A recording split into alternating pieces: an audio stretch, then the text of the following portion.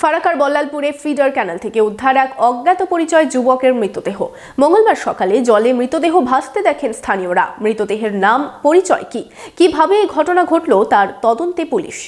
Enjoy the beats with DJ Mishti from Kolkata. Now at Murshidabad's only discotheque Ignition at Golden Retreat. Bohormpur Shilpo Taluke Golden Retreat, luxury 4-star hotel with upcoming club facility.